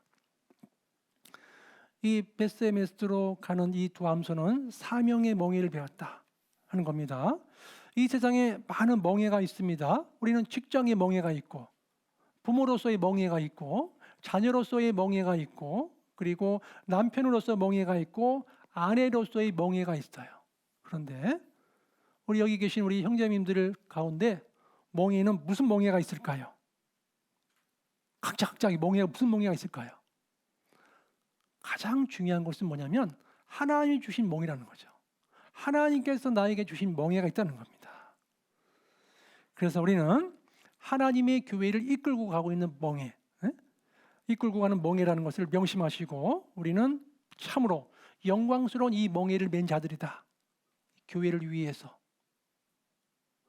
우리가 이제 교회에서 같이 교제를 하다 보면은요, 교회가 점점 이제 확장이 되잖아요. 식구도 늘어나고 교회당 건축도 하게 되고 늘리고 하면은 점점 이제 그 쉽게 말하면 더 넓은 장소도 마련하고 교제 장소도 좋고 하면은요, 전도하는데 훨씬 도움이 돼요. 많은 도움이 되는데, 그러다 보면은 이제 빚이 생기잖아요. 빚이 생기면 전도가 잘 되는 교회하고 안 되는 교회하고 다 갈라져요. 전도 안 되는 교회는요, 딱 모이면은요, 이 빚을 어떻게 갚을까요? 막 이런 것만 회의하고 있어. 전도가 아니라 이 빚을 어떻게 갚을까요? 아, 우리 저기 뒤에다가 고물상 만들어 놓을까요? 고물 모아가지고 팔을까요? 막 이런 교제하고 앉아 있어. 지금 건축한 목적이 빚 갚으려고 건축한 게 아니잖아요, 그죠? 뭐가 바뀐 거예요? 그러니까 그런 빚을 어떻게 갚냐? 각자 위치에서 자기 일을 성실히 하다 보면은 자연스럽게 갚아져 있는 거예요. 빚은. 초점을 빚에 두느냐, 초점을 전도에 두느냐 차이인 거예요. 전도하면서 빚도 갚아지는 거예요. 그걸 아셔야 돼요. 흩어 구제하여도 더욱 구하게 되는 일이 있나니 과도히 아껴도 가난하게 될 뿐이니라. 과도히 아낀다고 되는 게 아니라는 거죠. 주님 앞에 갈 때까지 주라 그랬거든요. 흩어 구제라 그랬거든요. 하나님이 주기 원하는 거예요. 그 사명을 가지고 이 복음을 전하기 위해서 목적을 향해서 쭉 나가다 보면 빚이 갚아져 있는 거예요. 거기에 목적 안 두고 살아가니까 자연스럽게 갚아져 있는 거예요. 그걸 체험하는 거예요. 이야, 하나님이 갚아주셨네? 이런 것이 나와요, 간증거리가. 그런데 막 회의해가지고, 야, 우리 이렇게 회의해서 이렇게 했더니 5천만 원 갚았어. 그때 우리가 갚았다 이렇게 나오는 거예요. 하나님이 도와주셨다는 간증이 안 나오고 우리가 했다고 나오는 거예요. 그것은 잘못된 간증이라는 거죠. 하나님께서 우리가 하다 보니까 하나님께서 갚아주셨더라 이걸 아는 거예요. 우리 각자 일을 열심히 했는데 하나님께 도와주셨더라 그걸 깨닫는 겁니다. 그래서 우리는 하나님께서 주신 각자 은혜가 있는데 그리고 은사가 있는데 그 은사를 더욱 하나님께 드려지고 쓰임받음으로 말미암아 우리는 사명의 멍에를 잘 감당할 수 있으리라 생각합니다. 그리고 이 법궤를 맨손은요, 두 마리는 올라가는 길을 선택했잖아요. 내려가는 길이 아니에요. 우리는 천성을 향해서 계속 올라가는 거예요. 하루하루 올라가면 올라갈수록 진전이 있는 거예요. 퇴보하는 게 아닌 거예요. 계속 앞으로 가는 거예요. 그래서 지속적으로 우리는 가는 겁니다. 저는 한 번도 가보지 않은 길을 못 간다 그랬죠? 가본 길만 가요. 그런데 그 수도 없이 가본 길처럼 가는 거예요. 이 소가. 너무 놀랍지 않습니까? 왜냐하면 그 짐승에게 하나님께서 지혜 주신 거예요. 힘을 주신 거예요. 우리가 연약하고 힘들지만 못하지만 하나님께서 그걸 지혜 주신 거예요. 그리고 할 수 있는 기회를 주시고 은혜를 주신 거예요. 얼마나 감사해요. 아, 내 힘으로 하는 게 아니구나. 내 지혜로 하는 게 아니구나. 나는 갈 수 없었지만 하나님의 능력이 힘있고 기도하고 나아갔더니 하나님께서 끝까지 가게 해주셨구나. 하나님 감사합니다. 고맙습니다. 그랬을 거예요. 여기 보세요. 요셉이란 인물 있죠? 구약 성경에 요셉이 보디발의 집에 있었어요. 큰 가정 총무로서 일을 다스리고 있었어요. 근데 보디발의 아내는 너무 미모가 뛰어나. 근데 너무 외로워. 근데 보디발의 아내는 요셉 그 당시에 대략 나이가 27살, 정력이 왕성했던 나이인데 사모 보고 있는 너무 잘생겼어. 그래서 보디발의 아내가 와가지고 매일마다 어떻게 해요? 나랑 같이 자자고 그러는 거예요. 날마다 와서 계속 유혹하면 넘어가실까 안 넘어가실 거예요? 말씀 좀 해보세요. 네? 날마다 와서 유혹하면 넘어가세요 안 넘어가세요? 안 넘어가는 게 기적이에요. 그죠? 날마다 와서 유혹한 거예요. 아주 아름다운 그 여자가 와서 그 요셉에게 날마다 유혹하는데 이 요셉은요 늘 하나님 앞에 내가 있다. 늘 하나님과 깊은 관계를 맺고 있었기 때문에 이길 수 있었던 힘이 생긴 거예요. 근데 막판에는 가서 딱 잡은 거예요. 옷을 막 잡은 거예요. 이제 같이 지금 같이 저걸 사랑하자고 잡아가지고 이렇게 하니까 보조사 같으면 왜 그러세요? 그러면서 같이 이렇게 계속 가야 돼, 그죠? 그러지 안 그러세요? 말씀 좀 해보세요. 막 계속 꽉 잡으면 뒤에서 왜 그러세요? 아마 다 그랬을 것 같은데요, 그죠? 날마다 유혹했기 때문에. 그런데 요셉은요 옷을 벗어 던지고 도망가 버렸잖아요. 저는 이제 거기서 뭘 깨달았냐면요, 요셉이 보디발의 아내에 의해서 감옥에 갔지만 감옥에 가서 하나님께 감사했을 거라는 생각이 드는 거예요. 왜냐하면 야, 내가 어떻게 그 유혹을 이겼을까? 그걸 감탄했을 거예요. 속으로. 야, 내가 어떻게 그걸 이겼을까? 하나님 감사합니다. 제 힘으로 도저히 이길 수 없었는데 하나님께서 도와주셨고 하나님께서 저를 지켜주셔서 제가 이 감옥에 왔지만 너무 감사하다고 그랬을 것 같아요. 저는. 왜냐하면 그럴 일이 없거든. 보통 사람은 이길 수 없어. 그거는 이길 수가 없는 거예요. 자기가 하나님 앞에서 승리했다는 경험이 있었다는 거예요. 이 요셉은. 야, 진짜 감사하구나. 하나님이 내 유혹을 내 스스로는 도저히 이길 수 없는데 이 본성을 거스리고서 내가 승리했구나. 그 승리에 대한 그 기쁨이 있었을 것이다. 감옥에 가서. 야, 진짜 하나님은 대단하시다. 나를 이기게 해주셨구나. 너무 고마웠을 거예요. 그래서 감옥에 가서도 불평함 없이 더 열심히 감옥에 일하는 높은 사람 밑에 가서 잘 열심히 한 거예요. 너무 기쁜 거예요. 내가 승리했으니까. 내가 주님 주신 지혜와 힘을 가지고 이겼으니까 너무 감사한 거예요. 쓰임 받았으니까 하나님에 의해서. 그래서 감옥에서도 흠잡을 데가 없고 일을 너무 잘하는 거예요. 그래서 감옥에서도 간수장이 일을 맡겨버린 거예요. 야, 진짜 이런 사람 없다는 거죠. 하나님께서 하나님의 붙들려서 하러 갔잖아요. 그렇죠? 자기 스스로는 이길 수가 없는 거예요. 그런 환경에서 이겨낸 거예요. 그래서 저는 감옥에 가서 요셉이 얼마나 감사했을까 하나님께. 감옥에 들어간 걸 불평한 게 아니라 자기가 이겼다는 것에 대해서 그 유혹을 물리치고 죄를 안 졌다는 것에 대해서 얼마나 감사했을까. 그런 것을 한번 묵상하는 시간을 한번 가져본 적이 있습니다. 그 세 번째는요. 이 사명을 맨손은요. 자식들을 초월했어요. 인정을 초월한 거예요. 응? 자식을 돌보지 말라는 뜻이 아닌 겁니다. 하나님은 본능을 뿌리치고 하나님의 목적하심에 따라서 벳세메스로 간 거죠. 이 소들은 본능을 뿌리친 거예요. 이 모종을 초월해야 됐고 그리고 하나님의 괴를 운반하는 성스러운 목적에 자신을 부인한 거예요. 나는 하나님의 괴를 지금 목적지로 끝까지 가야 되는 사명을 받았다. 이 소도 그걸 느낀 거예요. 하나님 주신 사명. 그 사명에 의해서 내가 어떤 것도 자식들을 위해서 내가 초월하고 간다는 거예요. 그 뜻은 뭐냐면 주님의 일이 가정의 일보다 우선일 때가 있다는 거예요. 주님의 일이 가정의 일보다 우선일 때가 있다는 겁니다. 마태복음 10장입니다. 37절.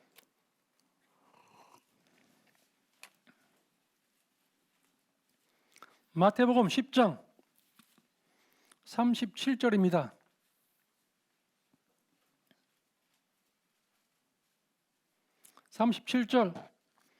아비나 어미를 나보다 더 사랑하는 자는 내게 합당치 아니하고 읽겠습니다.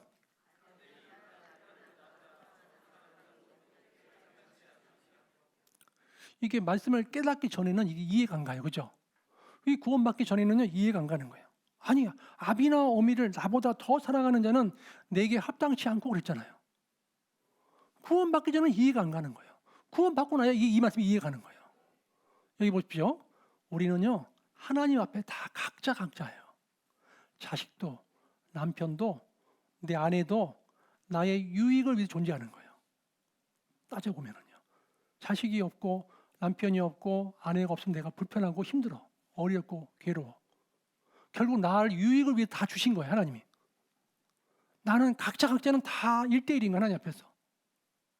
너무 감사한 거잖아요. 그죠? 그러니까 자식이나 아들, 딸 뭐 할 것 없이 하나님을 더 사랑하는 거예요. 그것보다도 우선순위를 정하는 거죠. 왜냐하면 나를 영원히 살 수 있도록 천국 갈 수 있도록 모든 것을 다 준비해 주신 하나님, 사랑의 진정한 짝은 주님이잖아요. 이 세상에서 남녀가 결혼해서 한 가정을 이루는 것은 하나님의 사랑을 미리 맛보고라는 거예요. 이 사랑은 영원히 못 가는 겁니다. 60, 70, 80대면 한쪽이 먼저 가버리셔요. 영원히 가는 사랑이 아닌 거예요. 이 세상에서 주는 사랑은요, 천국의 사랑을 미리 맛을 좀 보라는 거예요. 하나님께서 주신 겁니다. 그래서 이 두 마리 소는 하나님 뜻대로 순종한 것밖에 없고, 그리고 내가 부족하고 연약한 것이 문제가 아니고, 그리고 내가 사업이나 삶에 실패해서 어려운 환경에 처해 있는 것도 상관없어요. 오직 하나님의 손에 붙들려서 교회를 위해서 헌신하려는 마음이 중요해요. 하나님의 손에 붙들려서 헌신하려는 마음이 중요하다는 거죠.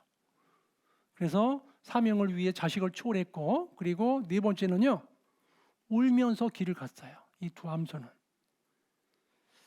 잘 보세요. 십자가의 길은요, 눈물 없이는 갈 수 없는 거예요. 다른 영혼 건지는 길에는요, 눈물 없이 갈 수 없는 거예요. 한 번은 공주 하계 수양의 장소에 있는데요, 전화가 왔어요. 어떤 지역교회 어머니 회장님이 전화가 오셨어요. 목사님, 우리 아버님을 모시고 가는데 너무너무 강박해요. 어쩔 수 없이 아버지 이제 거짓말해서 수영장 간다고, 제가 야외로 놀러 간다고 공주를 지금 모시고 갈 테니까 제발 좀 상담 좀 해주세요. 부탁이 온 거예요. 에?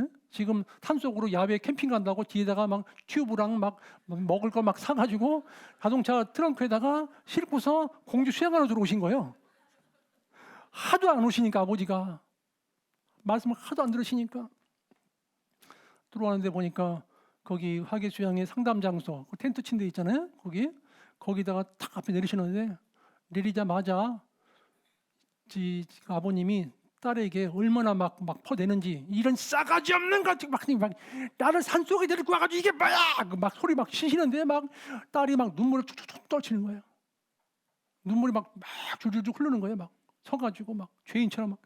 아버지가 막 딸에 대해서 막 엄청 혼내고 있는 거예요. 저 딱 보니까 그분이 오신 거야. 그 자매님이 오신 거예요. 보니까 아버님인 거야. 막 큰일 났어. 지금 뛰어나갔어요. 딱 보니까 상황이 쭉 보니까, 보자마자 저도 이제 뭐라고 했냐면, 뭐라는지 아세요? 왜 이 아버지를 산속에 모셔, 이게 뭐야 지금? 왜? 산속에 이게 모시면 어떠냐고 지금 하란 말이야. 아버지 거짓말 시켜가지고 산속에 모시면 되냐고? 빨리 가시오! 막 쳤어요. 그랬더니 아버지 가만히 있더라고. 아버지가 놀래가지고, 아니 왜 아버지를 놀러 가신다 해가지고 산속에 모시고 왔냐고 말이야. 어떻게 거짓말 시켜가지고 그런 불효 같은 자식이 어리냐고 말이야. 막 솔솔 떨더니 아버지가 가만히 계시더라고. 그래가지고 아버님이 이제 마음이 가라앉았어. 제가 혼내버리니까 그냥. 그러니까 아버님이 가만히 이제 마음이 좀, 이제 자기 딸이 당하게 생겼으니까 지금.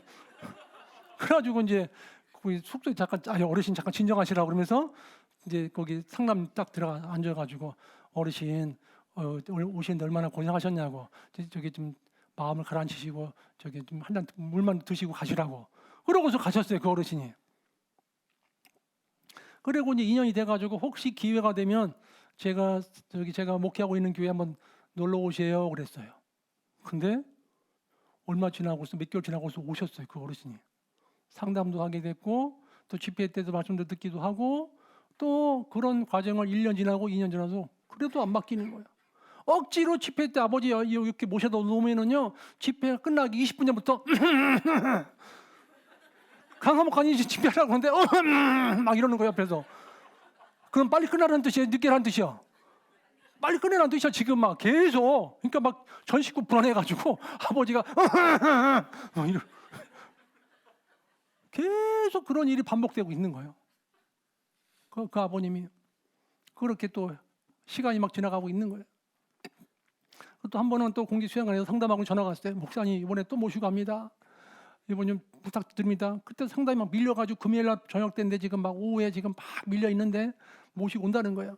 그래서 저는 속으로 하나만 한데, 분명히 아버지 또 이거 보니까 보통 아니신데 이거 영락 하나만 하고 이거 될 것 같지 않은데, 이 생각이 있었는데, 딱 모시고 왔는데 자매님이, 아버지 여기 좀 앉으세요. 그때 아버님이 다리를 탁 꼬아버려요, 이렇게. 그때 하고 싶은 얘기 좀 해보셔, 딱 그러는 거예요, 아버님이. 따님이 다리에 딱 또 풀러 이렇게.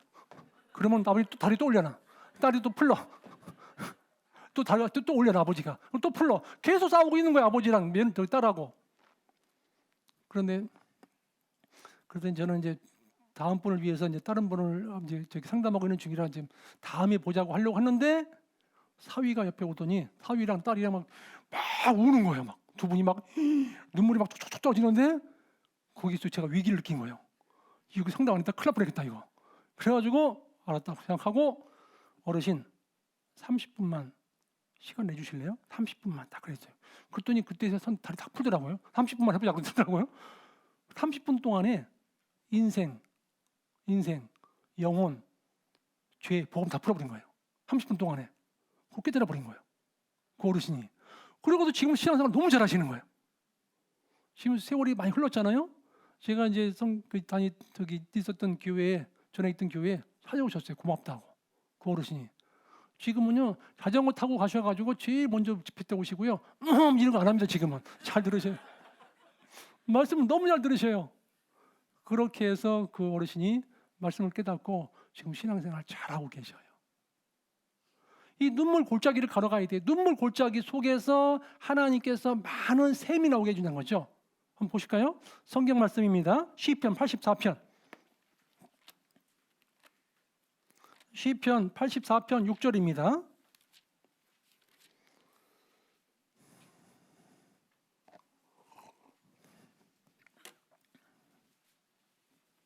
시편 84편 6절 863페이지입니다. 같이 읽겠습니다. 저희는 눈물 골짜기로 통행할 때에 그곳으로 많은 샘의 곳이 되게 가며 이른 비도 은택을 입히나이다. 여기서 보시면 눈물 골짜기를 통행할 때에 그곳으로 많은 뭐 준다고요?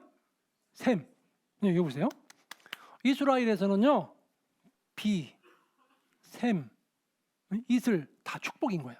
축복에 관련되는 말씀할 적에 샘, 이슬, 비 이런 쪽에 말씀을 계속 해주시거든요. 하나님께서요. 많은 샘이라는 것은 뭐냐면 눈물 골짜기를 통행할 적에 많은 은혜가 있다는 거예요. 많은 축복이 있다는 거예요. 아, 그렇구나. 지금은 외롭고 쓸쓸하고 괴롭지만 하나님께서 눈물 골짜기를 통과할 적에 많은 샘을 주시는구나. 그 많은 은혜를 주시는구나 라는 것을 우리가 알 수 있습니다. 주님 앞에 갈 때까지 우리는 사명을 감당하기 위해서 눈물을 흘려야 될 때가 있어요. 다섯 번째는요, 두 암소는 좌우로 치우치지 않았던 거예요. 똑바로 간 거예요. 신앙생활은요, 지속성도 있어야 되지만 일정하게 가야 되는 거예요. 좌우로 치우치면 안 되는 거예요. 이 좌우로 치우친다는 것은 성경적으로 볼 적에는요, 철저한 순종을 가르칠 때 쓰는 말이에요. 철저한 순종을 가르칠 때 종종 성경 안에서 말씀을 하고 계셔요. 좌우로 치우치지 않다는 것은 빗나가다, 기울다, 떠나가다 뜻이 있는데 떠나가지 않은 거예요. 옆으로 치우치지 않았던 거죠. 그래서 철저한 순종을 가르칠 때 사용되는 말이다. 이들의 목적지는 베세메스예요. 베세메스는 태양의 집이라는 뜻이죠. 태양의 집. 제사장의 성읍으로 지정된 유다 지역의 땅으로 가는 거예요. 두 암소는. 잘 보세요. 이 두 암소가 좌우로 치우치지 않으면서 가잖아요. 가는데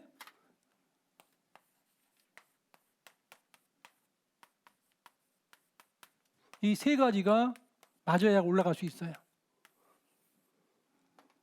두 마리가 베세메스로 가는데 목적이 똑같아야 돼요. 가면서 한 소는 가다가 목적이 틀려요. 나는 물가로 가겠다 가면 안 되잖아요. 두 마리가 소가 똑같아야 되는 거예요. 목적이 베세메스로 가야 된다. 한 소는 나 지금 너무 목말라서 물 먹으러 간다. 못 가는 거예요. 도중에 서로 싸워서 못 가는 거예요. 그러니까 우리에게 뭘 알려주시는 거냐면 하나님이 뜻대로 살기를 원하고 작정한 사람은 목적이 뜻 같아야 되고 뜻이 같아야 돼. 이 두 마리 소는 뜻이 같았던 거야. 그리고 보조 같은 거야. 보조가 똑같이 간 거예요. 그래서 간 거지. 한 마리는 빨리 가고 한 마리 늦게 가면은요 돌아버려요. 수레가 앞으로 못 나간다는 거예요. 그래서 신앙생활은 목적이 같아야 되고 뜻이 같아야 되고 보조가 같아야 된다. 구원받은 그리스도인들은요 부부가 목적이 같아야 돼. 뜻이 같아야 돼. 보조가 같아야 되는 거예요. 교회 안에서 목사님하고 총무님들하고 이 목적이 같아야 돼. 뜻이 같아야 돼. 보조가 같아야 되는 거예요. 맞춰서 가는 거예요. 그럴 때 목적지까지 도달할 수 있는 거예요. 끝까지 가는 겁니다. 하나님께서는요, 우리도 교회 안에서 헌신할 때 목표와 뜻과 보조가 일치되어야 한다는 것을 알려주고 있다는 겁니다. 이 베세메스로 올라간 두 소는 평탄하고 쉬운 길을 간 것이 아니고 구불구불하고 그리고 올라가는 길 그리고 힘든 길을 그 여호와의 계와 그리고 금 독종 5개, 금 쥐 5개를 실은 그 상자를 싣고 갔던 거예요. 그리고 그것이 쉬운 길이 아니고 그리고 어렵고 괴롭고 힘든 길이었어요. 그런데 단지 충성하는 마음과 헌신하려는 자세를 가지고 갔다는 거죠. 디모데전서 6장입니다. 디모데전서 6장 12절입니다.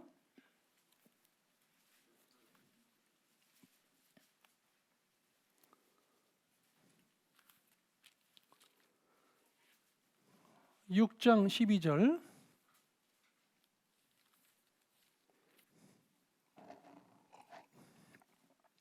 같이 읽겠습니다. 믿음의 선한 싸움을 싸우라. 영생을 취하라. 이를 위하여 내가 부르심을 입었고 많은 증인 앞에서 선한 증거를 증거하였도다. 우리는 주님 앞에 갈 때까지 믿음의 선한 싸움을 싸우는 거예요. 그리고 우리는 부르심을 입었고 많은 증인 앞에서 선한 증거를 증거하는 거예요.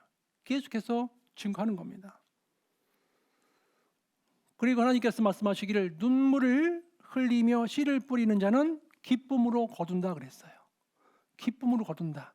씨를 뿌렸기 때문에 거둘 게 있는 거예요. 그죠? 씨를 뿌리지 않은 사람은 거둘 게 없는 거예요. 심는 자에게 반드시 은혜를 주시잖아요. 그래서 적게 심는 자는 적게 거두고 많이 심는 자는 많이 거둔다. 하나님께서 말씀하시고 계셔요. 우리도 나의 시간과 건강과 물질과 삶을 어떻게 심느냐에 따라서 그 열매를 맛보는 거죠. 기쁨을 맛보는 겁니다. 여섯 번째, 이 두 암소는요 목적지까지 잘 도착했어요. 쉽게 말하면 목적을 달성한 거예요. 구원받은 그리스도인들이 믿음대로 살면서 순종하고 복음을 위해서 헌신하다가 주님 앞에 가는 거예요. 오로지 하는 마음을 가지고 목적지까지 달성해버린 겁니다. 성경 말씀 넘어갑니다. 오늘 본문 말씀 넘어갑니다. 본문 말씀입니다. 사무엘상 6장입니다.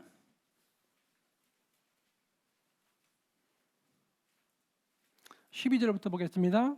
12절 사무엘상 6장 12절 암소가 벳세메스 길로 바로 행하여 대로로 가며 갈 때에 울고 좌우로 치우치지 아니하였고 블레셋 방백들은 벳세메스 경계까지 따라가니라. 계속 따라간 거예요. 이 블레셋 방백들이 이 소들이 벳세메스 지역으로 똑바로 가는지를 계속 지켜본 거예요. 이 일이 하나님께로부터 왔는지 우연히 발생한 건지 그걸 지켜보기 위해서 쫓아간 거예요. 그런데 13절 보십시오. 벳세메스 사람들이 골짜기에서 밀을 베다가 같이 읽겠습니다. 예, 그 여호와의 궤를 보고 너무 기뻐했습니다. 14절 수레가 벳세메스 사람 여호수아의 밭 큰 돌 있는 곳에 이르러 선지라. 읽겠습니다.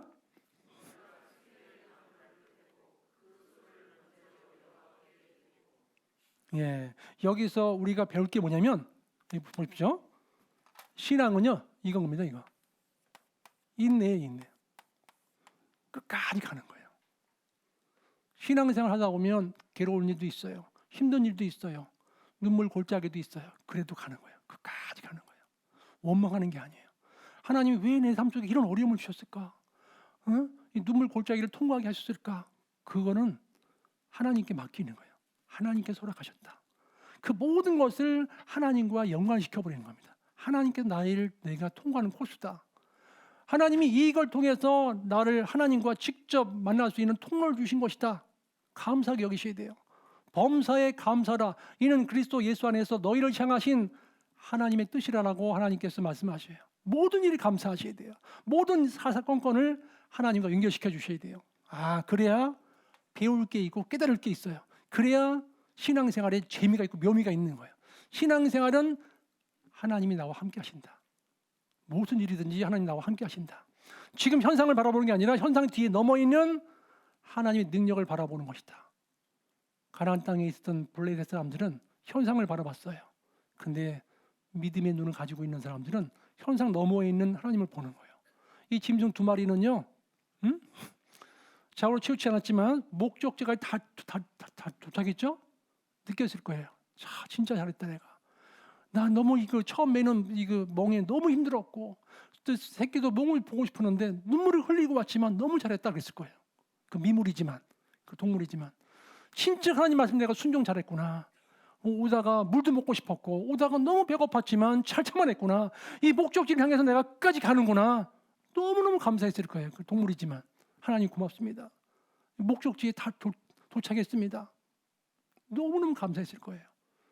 잘 도착했죠. 도착하자마자 한 일이 있어요. 7번째, 두 암소는 희생 제물을 바쳐지는 거예요.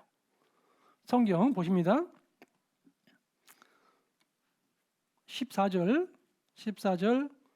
수레가 베세메스 사람 여호수아의 밭 큰 돌 있는 곳에 이르러 선지라 무리가 수레의 나무를 패고 그 소를 번제로 여호와께 드리고 15절 읽겠습니다.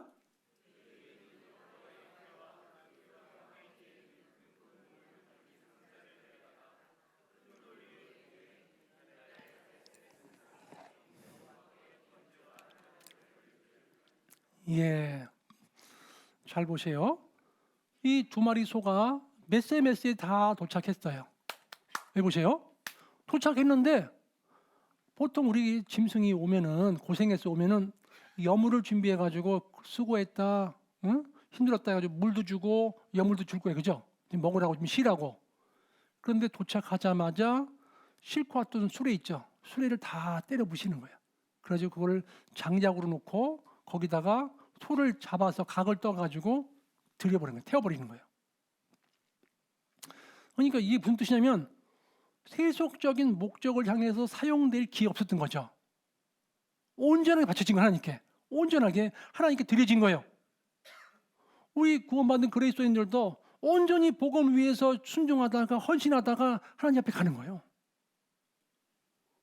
이 세상에 우리가 접촉하고 있지만 접촉하는 시간들, 접촉하는 사람들은 전도할 수 있는 기회를 주신 것이지 거기에 빨려 들어가는 뜻이 아닌 거잖아요. 세속적인 목적을 위해서 사용된 시간 없잖아요. 만약에 그 소가 도착하자마자 막 박수 치고서 야 잘했다 진짜 수고했다 막 그러고 막 잔치 벌여주고 막 그냥 풍하고 울리고 막 가서 음식을 막 차려주고 그러면 늘어져 가지고 어디 더 좋은 데 갈 데 없을까 그럴 거예요, 그죠? 어디 좀 쉴 데 없을까? 사람은요 목적을 달성하면 높은 자리에 올라가면 쉬고 싶은 거예요. 누리고 싶어 한다니까요. 다윗 왕을 보면은요 유대 땅에서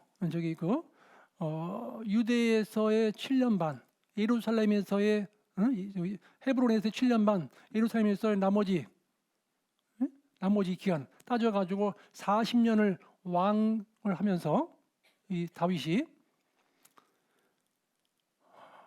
왕을 하면서 느낀 게 뭐가 있겠어요? 나는 지금 백향목 공이 구하는데 하나님의 괴는 저 천막에 있다는 거예요. 그러니까 오로지 지금 하나님과 연결시켜 생각하는 거예요. 자기가 높은 데 올라갔으면 자기가 누리고 싶고 자기 안락하게 더 좋은 걸 추구하고 싶고 많은 혜택을 누리고 싶은데 그게 아니라 하나님을 보고 있는 거예요. 하나님의 괴는 휘장 가운데 있다는 거예요. 그 마음이 얼마나 하나님 보실 적에 기특했겠어요. 하나님 보실 때는.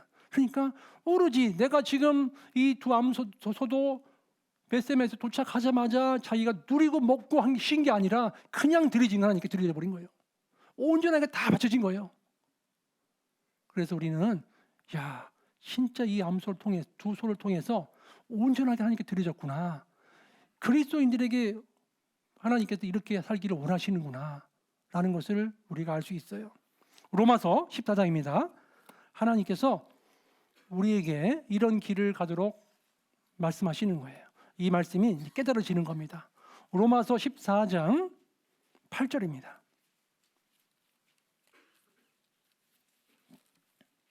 로마서 14장 8절입니다.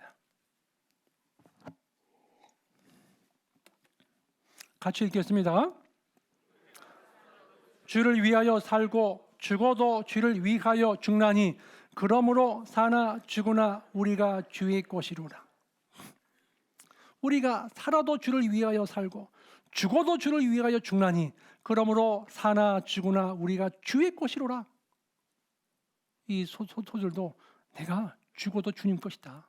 나는 주님이 나를 이 땅에 태어나게 하셨고 이 땅에서 존재하도록 하셨고 이 땅에서 하나님께 주신 걸 누리고 살도록 하셨다. 나는 하나님께로 간다. 다 모든 걸 하나님께 돌려드리고 간다. 얼마나 멋있어요. 그래서 베세메스로 가는 이 소는 영광을 받은 것이 아니라 제물로 죽었다는 거죠. 하나님께 바쳐진 거예요. 우리 생애는요, 하나님께 바쳐지는 거예요. 우리는 복음을 내고 나 자신을 하나님께 드리는 거예요. 그게 신앙생활인 겁니다. 그것이 하나님께서 이 베세메스로 간 여호와의 길을 맨 소를 통해서 우리에게 알려주고 싶었던 말씀인 겁니다. 다 같이 기도하시겠습니다. 하나님 아버지 감사합니다. 베세메스로 간 여호와의 길을 맨 소를 통해서 구원받은 그리스도인들이 어떻게 살아야 될지를 알려주심을 감사합니다. 하나님, 저희는 선택을 받았고 또 사명을 받았고 인정을 초월해서 좌우로 치우치지 않고 눈물 골짜기를 통과해서 목적지까지 잘 도착하기를 원합니다. 그 가운데 온전히 하나님께 드려지고 바쳐지기를 원합니다. 우리 잠실교회가 더욱 하나님 영광을 위해 드려지고 바쳐지는 귀한 교회가 되게 도와주시고 하나님만 사랑하며 의지하며 섬기며 살아가는 귀한 교회가 될 수 있도록 축복해 주시옵소서. 이 시간 이후에 주어져 있는 모든 시간도 모든 삶도 하나님께 드려지고 바쳐지기를 원합니다. 고마우신 예수님의 이름으로 감사하며 기도드렸습니다. 아멘. 찬송가입니다. 376장. 찬송가 376장입니다.